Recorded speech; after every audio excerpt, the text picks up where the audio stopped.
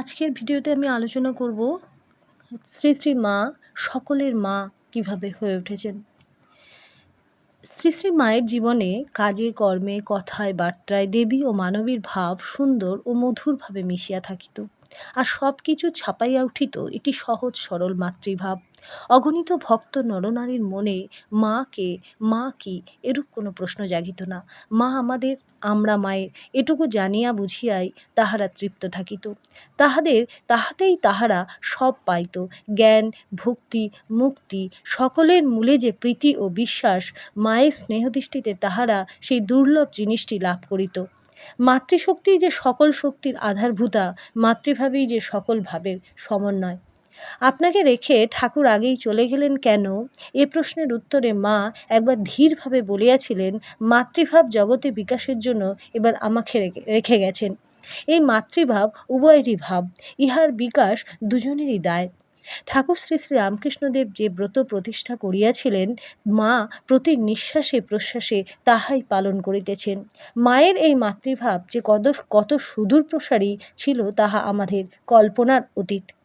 কচ্চিৎ কখনো কোনো সেবক বা সন্তানের মন সংশয়াক্রান্ত হইলে মা গম্ভীরভাবে আত্মপ্রকাশ করিতেন। একদিন জনৈক অল্পবুদ্ধি সেবক উদ্বোধনে মায়ের ঘরে ঝাঁট দিতে দিতে ভাবিতেছে, এ কার সেবা করছি, কেন করছি। ইনি ঠাকুর শ্রী শ্রী রামকৃষ্ণ পরমহংসদেবের বিধবা স্ত্রী বই তো আর কিছু নন। পক্ষী যেমন তাহার শাবককে সেনের কবল হইতে রক্ষা করিবার জন্য ছুটিয়া আসে, সহসা মা যেন সেইভাবে আসিলেন এবং সযত্নে তাহার হাত ধরিয়া এবং মুখের দিকে তাকাইয়া নিজের হৃদয় স্পর্শ করিয়া বলিলেন, আমি মা, জগতের মা, সকলের মা, বুঝবি কালে বুঝবি। সেবকটি স্তম্ভিত আনন্দে শুনিল বটে, কিন্তু কিছুদিন পরে মাকে আবার প্রশ্ন করিল, তুমি না হয় আমাদের মা, কিন্তু সকলের মা কি করে? তুমি কি এইসব পশু পাখি কীট পতঙ্গ এদেরও মা? এবারও মা স্থির কণ্ঠে উত্তর দিলেন, ওদের মায়ের ভিতর দিয়ে আমি এদেরও মা, ওদেরও মা। এ জন্মে ওরা এইভাবেই আমার স্নেহ যত্ন পেয়েছে। প্রকৃতপক্ষে দেখা গিয়েছে পশু পাখিরাও মায়ের ভালোবাসা বুঝিত। বাড়িতে একটি বিড়াল নানাভাবে বড় উৎপাত করিত, তাহার জন্য সকলেই মাকে দায়ী করে দেখিয়া একদিন তিনি লাঠি লইয়া তাহাকে মারতে গেলেন। সেও মায়ের দুটি পায়ের মধ্যে নিশ্চিন্তে মাথা গুজিয়া রহিল। মা লাঠি উঠিয়া হাসি মুখে বলিলেন, কি করে মারি বল দেখি। যেভাবে ও আশ্রয় নিয়েছে। সঙ্গিনী ও সেবকেরা হাসিতে হাসিতে বলল, তোমাকে আর মারতে হবে না, ও তোমায় বুঝে নিয়েছে। জয়রামবাটিতে একটি টিয়া পাখি ছিল, সেও সকলের মুখে শুনিয়া শুনিয়া মা বলি শিখিয়াছিল। মাকে কিছুক্ষণ দেখতে না পাইলে, বিশেষত মা পূজায় বসলি, সে মা ও মা বলিয়া ডাকিতে শুরু করিত। মা বলিতেন, কি জ্বালা, একটু ধীরে সুস্থে পূজাও করতে দিবি না। পূজা সারিয়া তিনি সকলের আগে তাহাকে প্রসাদ খাওয়াইতেন, তবে সে শান্ত হইত। হৃদয়ের ভালোবাসা যে ভাষার অপেক্ষা রাখে না, তাহার কত দৃষ্টান্ত মায়ের জীবনের প্রতি পদে ছড়ানো রহিয়াছে। দক্ষিণ ভারত হইতে একটি ছেলে দীক্ষার জন্য জয়রামবাটি আসিয়াছে। সে ইংরাজিতে তাহার বক্তব্য বলিতেছে। দোভাষীর মতো একজন উহা মাকে বাংলায় বুঝাইয়া দিতেছে। একটু পরে মা বলিলেন, ওকে ওর মাতৃভাষায় যা বলবার বলতে দাও। সে তাই বলতে লাগিল।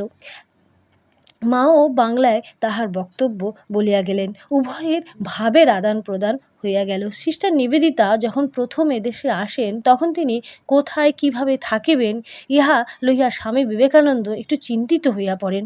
মা নিবেদিতাকে নিজের কোলের কাছে টানিয়া লইলেন। নিবেদিতাও নিজের মায়ের খুকি বলিয়া মনে করিতেন। মায়ের এই মাতৃত্ব জাতি ধর্ম ভাষার বাধা লঙ্ঘন করিয়া আজ দেশ কালকেও অতিক্রম করিয়া চলিতেছে। যে কোনো দেশের যে কোনো কালের যত ছেলে ও মেয়ে স্ত্রী স্ত্রীমা সকলেরই মা।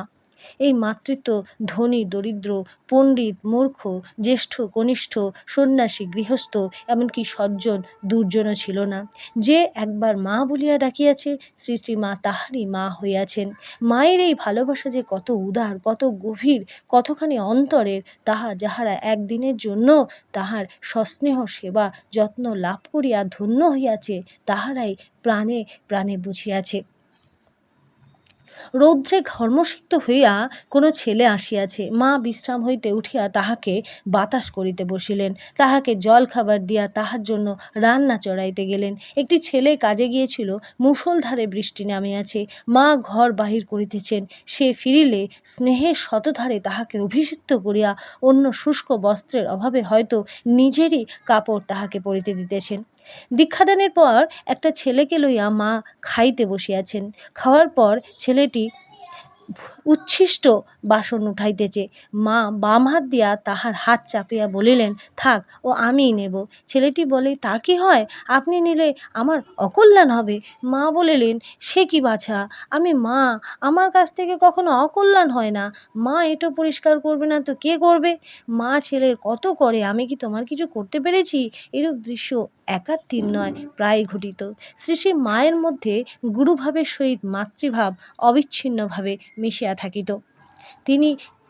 যিনি মা তিনিই গুরু, নাস্তি মাতৃসম গুরু, এই বাণী তাহার মধ্যে অতি সুন্দর ও মধুরভাবে ফুটিয়া উঠিয়াছিল।